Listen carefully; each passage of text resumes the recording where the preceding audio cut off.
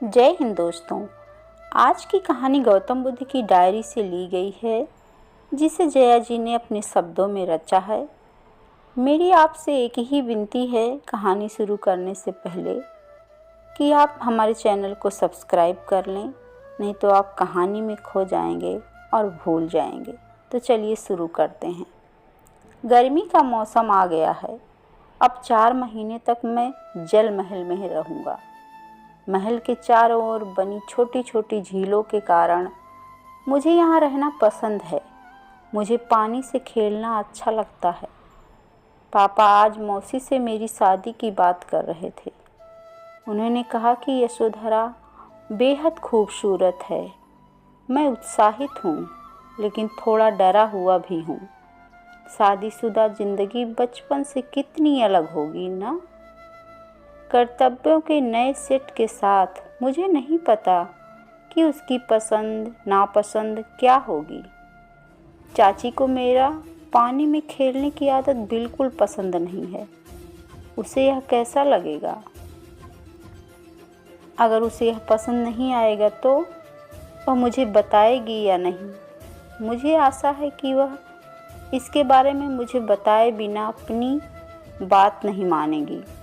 जितना मैंने सुना है, महिलाओं के स्वभाव को समझना आसान नहीं है, और यह बिल्कुल सही प्रतीत होता है।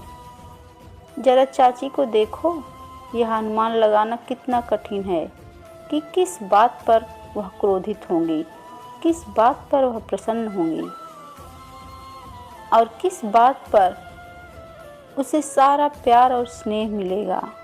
मुझे आश्चर्य है कि यशोधरा को क्या प्रसन्न करेगा या क्या उत्तेजित करेगा। मैं हमेशा सोचता था कि जीवन बहुत सुखद है। यशोधरा के मेरे जीवन में आने के बाद ही मुझे एहसास हुआ कि वह कुछ भी नहीं था।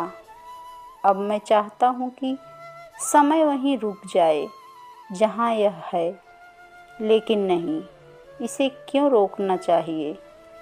हर नया पल उतना ही खूबसूरत होता है जितना बीता हुआ। अब जिंदगी हमेशा ऐसी ही रहेगी। कितना मधुर, कितना सुखद। उसकी मधुर आवाज़, उसकी धीमी हंसी, उसके पहने हुए गहनों की आवाज़, और इस स्प्रिंग पैलेस में चारों ओर संगीत। कोई भी जीवन के निर्माता को पर्याप्त धन्यवाद नहीं दे सकता। मौसी ने आज मुझे बताया कि मैं जल्द ही पिता बनने वाला हूँ। वह बच्चा जो मेरा हिस्सा होगा। जिस तरह पापा ने मुझे हमेशा प्यार किया है, मैं भी इसे प्यार करूँगा। अपनी जान से भी ज़्यादा प्यार करूँगी। जब मैंने पहली बार यशोधरा को देखा था तो मुझे लगा था कि वह इस धरती की सबसे खूबसूरत महिला है। लेकिन राहुल के जन्म के बाद मातृत्व की चमक और गर्व के साथ वह और भी खूबसूरत दिखती है। और राहुल, मुझे ऐसा नहीं लगता कि मैं उसे कभी जाने दूं। वह मेरा एक हिस्सा है। चाची हमेशा कहती हैं कि उसका रूप, व्यवहार, सब कुछ उसे बचपन में मेरी याद दिलाता है। पिता बनना कितना अच्छा लगता है। जिंदगी अब और भी खूबसूरत है। और कल राहुल पहली बार बिना किसी सहारे के अपने पैरों पर खड़े हुए, वह कितना प्यारा लग रहा था। अब तक मैं किस झूठ के साथ जी रहा था। पापा और मौसी हमेशा हमारे साथ नहीं रहेंगे। यशोधरा एक दिन बूढ़ी और कुरूप हो जाएगी। मैं शायद बीमारी से मर जाऊंगा, और राहुल, उसे भी वैसी ही यातनाओं से गुजरना होगा। उस निरीह कमज़ोर प्राणी को यह सब सहना पड़ेगा। जीवन हमेशा आज जितना आरामदायक नहीं होगा। फिर आज सुख सुविधाएं पाने का क्या मतलब? हम इस दुनिया में क्यों हैं? हम यहाँ क्यों आते हैं? कुछ देर सुख सुविधाओं के झूठ में जीना और फिर अपार यातनाओं से गुजरना। जिसने भी जीवन बनाया उसने ऐसा क्यों किया? उसने जीवन को इतने दुखों से क्यों भर दिया? जब जीवन समाप्त ही होना है, जब कष्ट ही सहना है, तो इस झूठ फरेब के साथ जीने का क्या मतलब? जीवन का सत्य क्या है?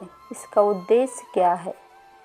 पापा ने जानबूझकर मुझे इतने समय तक इस झूठी दुनिया में रखा और मुझे अब भी सत्य की खोज नहीं करने देगा। मुझे यहाँ से कहीं दूर जाना होगा। मुझे सत्य की खोज करनी होगी।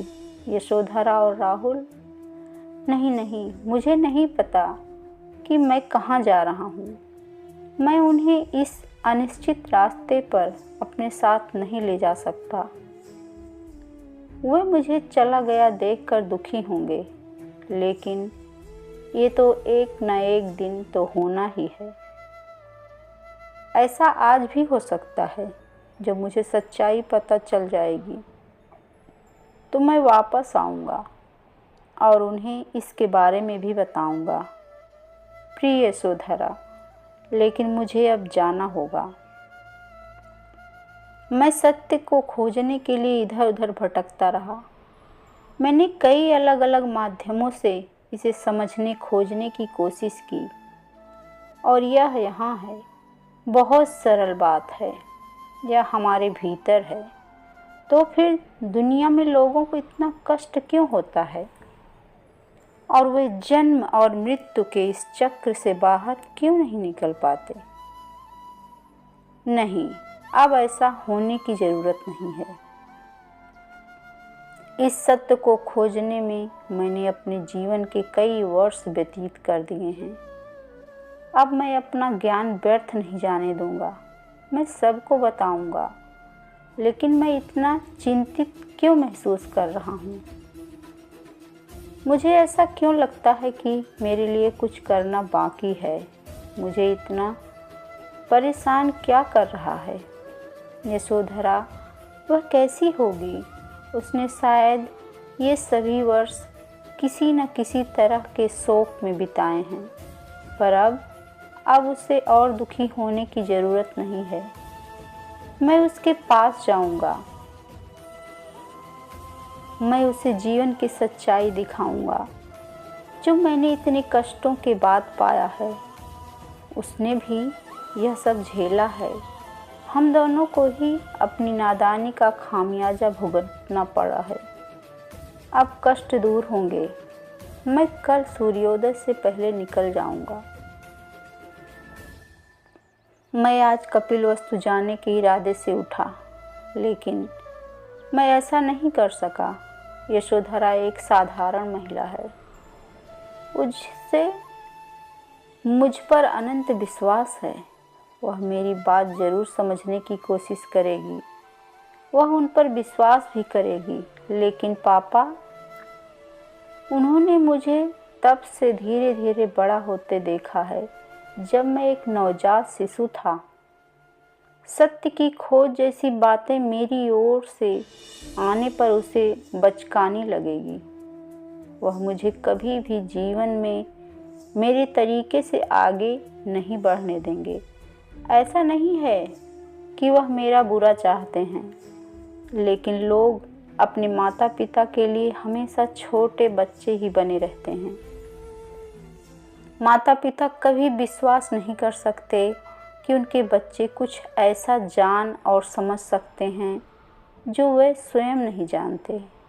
मैं आपसे क्षमा चाहता हूँ पिताजी। ऐसा सोचकर मेरा इरादा आपका अपमान करने का नहीं है। ऐसा नहीं है कि मैं अत्यधिक घमंडी हो गया हूँ या कुछ और, लेकिन मान अपमान की सांसारिक परिभाषा ने जीवन की कुछ बड़ी सच्चाइयों को नज़रअंदाज कर दिया है। और यशोधरा, उसे कष्ट सहना पड़ेगा बाकी दुनिया की खातिर। इसलिए मैं बोध गया से कपिलवस्तु की ओर जाने के बजाय विपरीत दिशा में आगे बढ़ गया। मुझे अब अपने जीवन का एक नया चरण शुरू करना है। आज वाराणसी के निकट सारनाथ नामक स्थान पर मेरी 5 सज्जनों से बात हुई। मैंने उन्हें अपना अनुभव और सच्चाई समझाने की कोशिश की। यह स्पष्ट था कि उनके मन में मेरे लिए सम्मान है, लेकिन मैं जो कहना चाह रहा था उसे समझने से उन्हें सम्मान नहीं मिला, बल्कि वे उस सब के लिए मेरा सम्मान करते हैं जिससे मैं गुजरा हूँ। सत्य की खोज के लिए, शाही जीवन को त्यागने के लिए। हाँ, यही कारण है कि वे मेरा सम्मान करते हैं। मैंने सोचा कि यह सत्य इतना सरल है कि इसे हर किसी को समझाना बहुत आसान होगा, लेकिन ऐसा नहीं हुआ। अनुभव को शब्दों में बयां करना बहुत मुश्किल था। यह तो साफ था कि वे समझ नहीं पा रहे थे।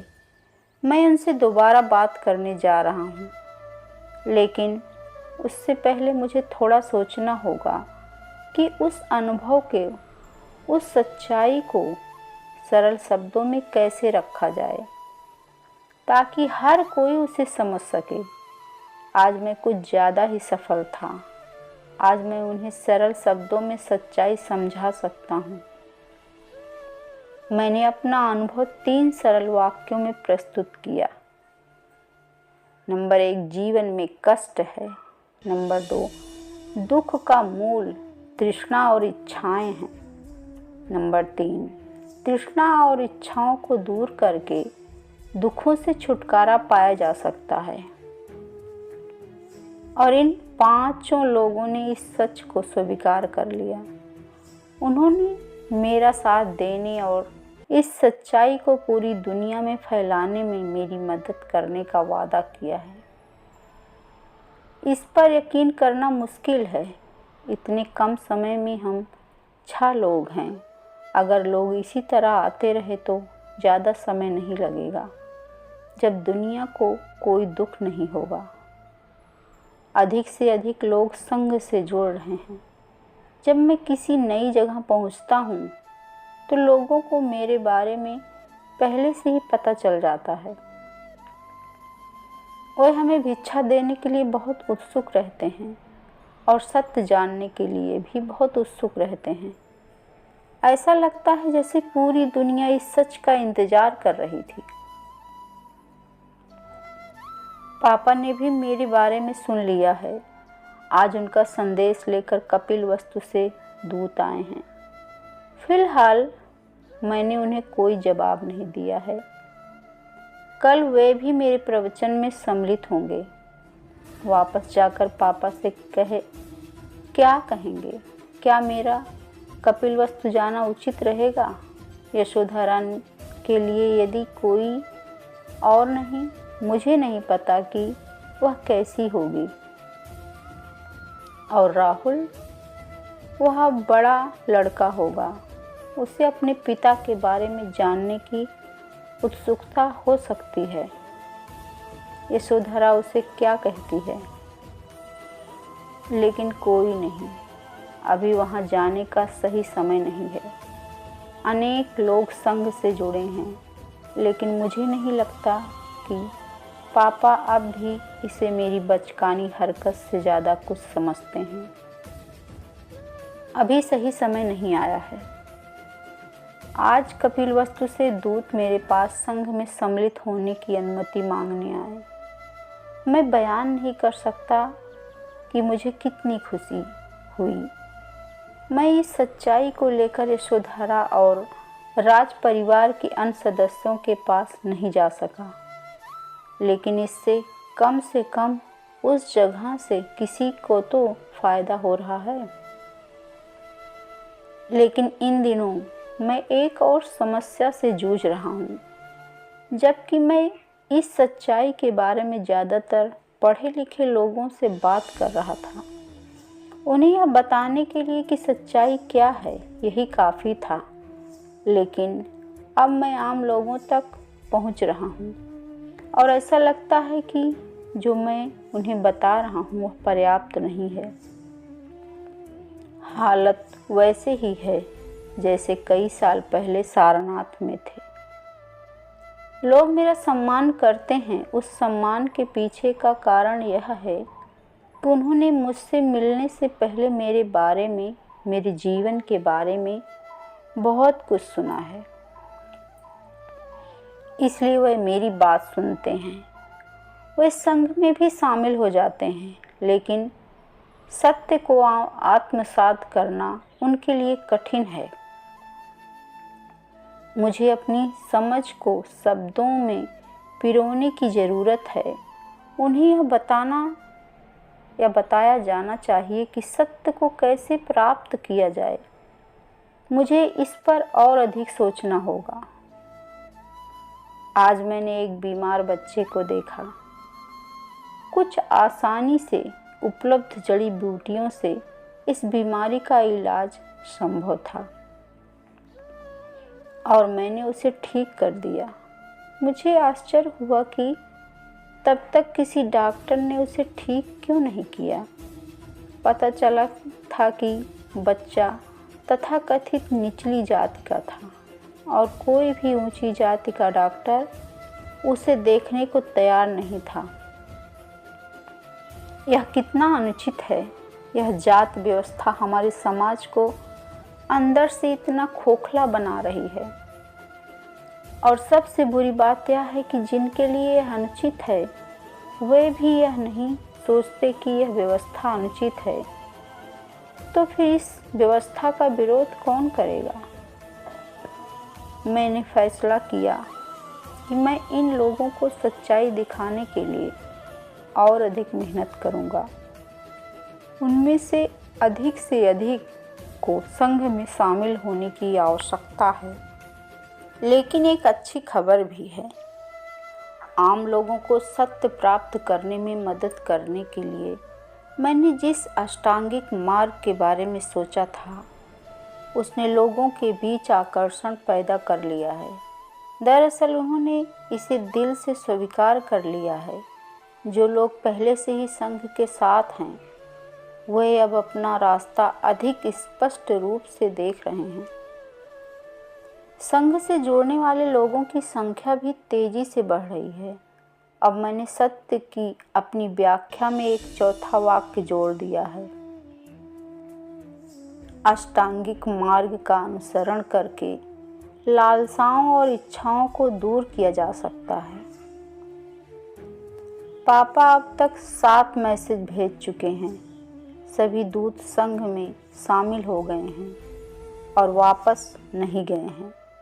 लेकिन मैं अभी भी कपिलवस्तु जाने के लिए तैयार नहीं हूँ। और यशोधरा? नहीं, मुझे उसके बारे में नहीं सोचना चाहिए। मुझे सांसारिक मोह माया से कोई लेना देना नहीं है।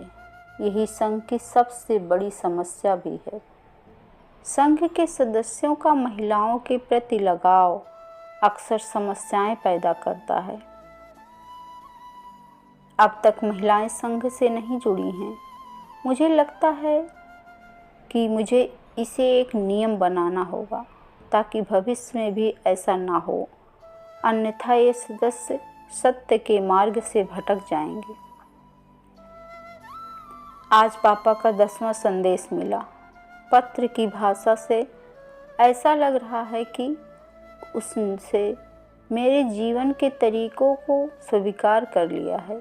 ऐसा लगता है कि उसे अभी भी इस पर विश्वास नहीं है, लेकिन मुझे नहीं लगता कि वह अब मुझे रोकने की कोशिश करेंगे। शायद अब कपिलवस्तु जाने का समय हो गया है, लेकिन कुछ चीज़ें हैं जो ठीक नहीं चल रही हैं। आज मैंने एक आदमी को देखा जो असाध्य रोग से पीड़ित था। उनका परिवार चाहता था कि मैं उन्हें आशीर्वाद दूं और अपनी शक्तियों से उन्हें ठीक कर दूं, जैसा कि मैंने पहले भी किया है।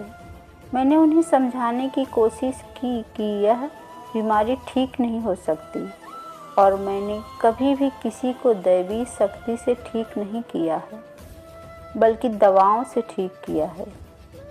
और यह भी वह आदमी जिस बीमारी से पीड़ित था, उसका चिकित्सा चिकित्सा विज्ञान में कोई इलाज नहीं था,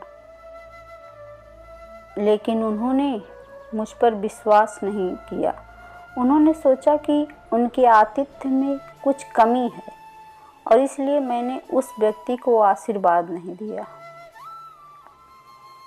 मैं उन्हें समझा नहीं सका और मैं लोगों को आशीर्वाद देने वाला कोई नहीं हूँ। यशोधरा, मैं उसका उदास चेहरा देखने के लिए तैयार नहीं था। कहाँ थी वह यौवन, वह चेहरे की चमक, वह लंबे बाल, वह चमकती आँखें। ऐसा लग रहा था जैसे मैं किसी और को देख रहा हूँ। क्या इस परिवर्तन के पीछे मैं ही कारण था? लेकिन जब उसने बात की तो मुझे एहसास हुआ कि उसके आत्मविश्वासी स्वभाव में कोई बदलाव नहीं आया है। मैंने सोचा था कि वह मुझसे नाराज़ होगी, वह मुझे ताने देगी, वह रोएगी और फिर मैं उसे सच्चाई के बारे में बताऊंगा और उसे अब और पीड़ा नहीं होगी। लेकिन ऐसा कुछ नहीं हुआ।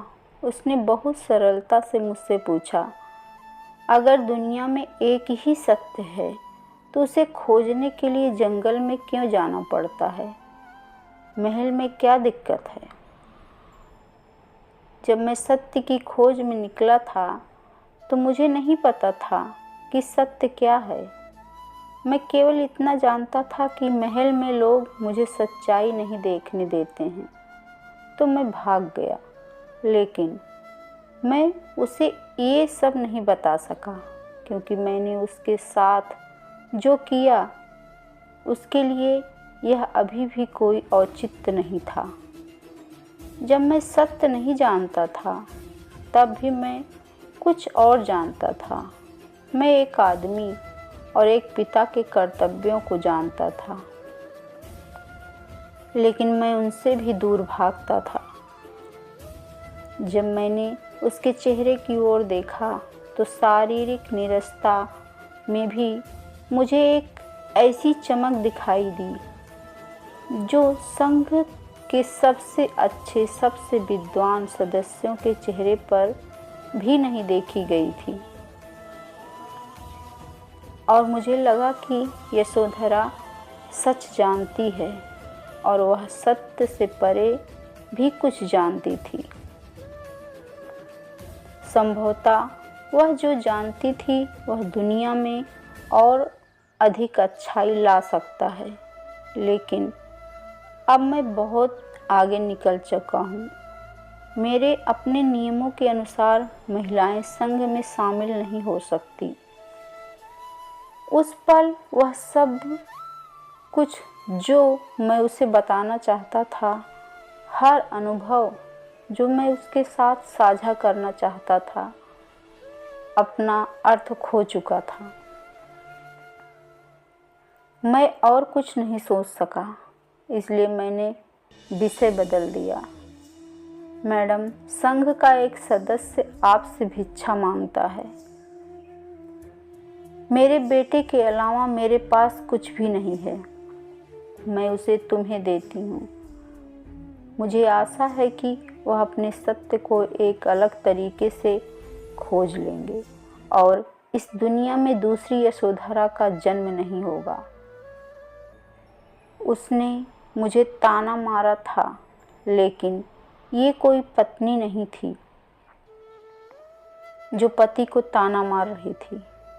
वह एक विद्वान व्यक्ति थी जो एक अज्ञानी को ताना मार रही थी। मुझे वहीं रहना चाहिए। मुझे कुछ सीखने की ज़रूरत थी, लेकिन मैं बहुत आगे निकल चुका हूँ। मैं अब पीछे मुड़कर नहीं देख सकता।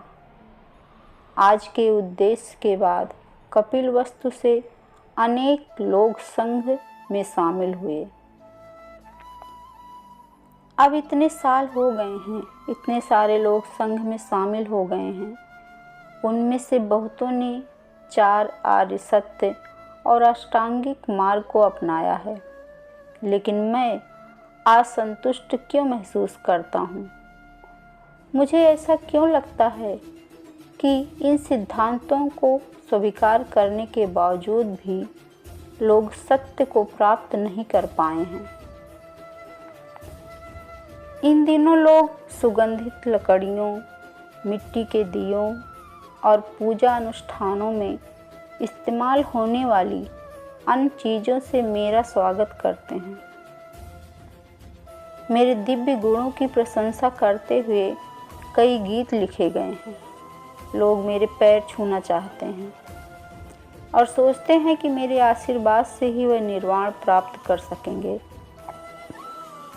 धनी लोग संघ को दान और विहार दान करके निर्वाण में शामिल होने का प्रयास कर रहे हैं। यह सब क्या है? मैं संसार में सत्य का संदेश फैलाने निकला था। मैं कैसे सत्य से भी अधिक महत्वपूर्ण हो गया हूँ? कुछ बहुत गलत है। अब संघ इतना बड़ा हो गया है कि कई सदस्य मेरे साथ आए बिना ही पूरे देश और अन्य जगहों पर यात्रा करते हैं। मेरे नाम पर लोगों को क्या उपदेश दिया जा रहा है, उस पर मेरा कोई नियंत्रण नहीं है। यहाँ तक मैंने सुना है कि कई स्थानों पर लोगों ने अष्टांगिक मार्ग के सिद्धांतों को लिखकर अपने घरों की दीवारों पर चिपका दिया है। क्या मैं कभी उन्हें यह समझा पाऊंगा कि वह पढ़ना उन्हें कहीं नहीं ले जाएगा? जब मैं लोगों को सत्य का महत्व समझाने का प्रयास करता हूँ ताकि वे मेरी तुलना सत्य और ईश्वर से ना करें, वह इसे मेरी विनम्रता समझते हैं और जो मानना चाहते हैं उस पर विश्वास करते चले जाते हैं। मैंने क्या कि मैं दुनिया को सच्चाई दिखाने के लिए निकला था, लेकिन मैंने उन सभी को गलत रास्ते पर डाल दिया है। उस युवक ने क्या कहा था जिससे मैं कई वर्ष पहले जेतवना में मिला था? वह जानता था कि मुझे सत्य मिल गया है, लेकिन हर किसी को अपना सत्य स्वयं खोजना होगा, इसलिए वह संघ में शामिल नहीं होंगे। वह सही था। क्या आखिरकार उसे सत्य प्राप्त हुआ? आज जब राहुल ध्यान के बाद उठे तो मैंने उनके चेहरे पर वही चमक देखी जो यशोधरा के चेहरे पर थी जब मैं उनसे आखिरी बार मिला था। राहुल ने आशीर्वाद के लिए मेरे पैर छुए और कहा, सर, आज मुझे सत्य की प्राप्ति हो गई है और अब मुझे जाना होगा। मैंने तुरंत उस पर विश्वास कर लिया। उसे सत्य मिल गया था। पहली बार मैं उसके साथ अकेले घूमने गया। वह अब मेरे लिए सिर्फ एक छोटा बच्चा या छात्र नहीं था, वह मेरे बराबर का था और मैं उससे मेरे बराबर की तरह बात कर सकता था। मैंने उनसे अपनी दुविधा के बारे में बात की। मुझे कैसे एहसास हो रहा था कि मैंने लोगों को गलत रास्ते पर डाल दिया है और मुझे कैसा लग रहा है कि मैं इन सब से दूर हो जाऊं। उनके उत्तर की गहराई और गंभीरता ने मुझे आश्चर्यचकित कर दिया। सर, मैं अच्छी तरह समझ सकता हूँ कि आपके मन में क्या चल रहा है। जब माँ मुझे तुम्हारे साथ विदा कर रही थी तो बोली थी, बेटा, मैं तुम्हें तुम्हारे पिता को सौंप रही हूँ। मैं उम्मीद करती हूँ कि आप उनसे प्रेरित होंगे और सत्य की खोज करेंगे। लेकिन बेटे, हर किसी को अपना सत्य स्वयं खोजना होगा और कुछ और भी है जिसे सत्य को प्राप्त करने के बाद समझने की आवश्यकता है कि तुम्हें सत्य को प्राप्त करके उसके मार्ग पर चलना चाहिए, परंतु यह आशा नहीं करनी चाहिए कि तुम्हारे माध्यम से दूसरों को सत्य आसानी से मिल जाएगा। जब मुझे उसकी बातें याद आती हैं तो मुझे आपके विचारों पर आश्चर्य नहीं होता। यशोधरा जानती थी, वह यही जानती थी, मेरी सच्चाई से परे। राहुल ने आगे कहा, लेकिन सर, कुछ और भी है जो महत्वपूर्ण है और जिसे आप अपनी निराश मन स्थिति में अनदेखा कर रहे हैं। वह क्या है? महोदय, मैं मानता हूँ कि दुनिया आपकी सच्चाई नहीं समझ पाई है और इसे कभी भी आसानी से समझ नहीं पाएंगे, लेकिन क्या आप नहीं देख सकते कि जाति व्यवस्था के कारण प्रताड़ित लोगों को पहली बार आशा की किरण दिख रही है? लोगों ने कम से कम पहली बार दिखावटी रीत रिवाजों और अन्य सामाजिक बुराइयों पर सवाल उठाना शुरू कर दिया है। मैं इस बात से सहमत हूँ कि अगर लोग सत्य तक पहुँच पाते तो ये बातें वैसे भी मायने नहीं रखती, लेकिन कुछ न होने से कुछ बेहतर है। जब तक पूरी दुनिया सच्चाई नहीं समझती, कम से कम कुछ चीज़ें तो सुधारी ही जा सकती हैं। यदि आप उन्हें अभी छोड़ देंगे तो जिस अविश्वास की स्थिति में वे पहुँचेंगे, उससे सत्य की खोज की कोई आशा नहीं बचेगी। और राहुल चला गया। वह संसार में सत्य का संदेश फैलाने का प्रयत्न नहीं करेगा, वह स्वयं सत्य का ही पालन करेगा। लेकिन जिन चंद लोगों को उससे फ़ायदा होगा, उनसे बहुत फर्क पड़ेगा। जितना मैं कभी कर सकता था, उससे कहीं अधिक। यशोधरा, मैं उस दिन तुम्हारे साथ क्यों नहीं रुका, लेकिन अब मैं और भी आगे बढ़ गया हूँ। अब तो वापस जाने की गुंजाइश भी कम है। मुझे निर्वाण में शामिल हुए काफ़ी समय हो गया है। मेरे समय की तुलना में लोग सत्य से कहीं अधिक दूर हो गए हैं। वे मेरे नाम पर मंदिर बनवा रहे हैं। कई जगहों पर तो मुझे भगवान माना जाता है। चीन और जापान में वे मेरे कई अवतारों की भी चर्चा करते हैं।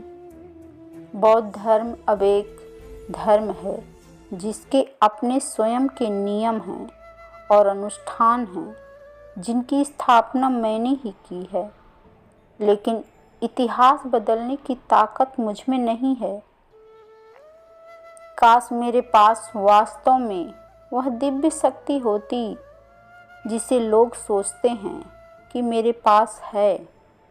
तब मैं जाकर इतिहास को, कुछ घटनाओं को बदल देता।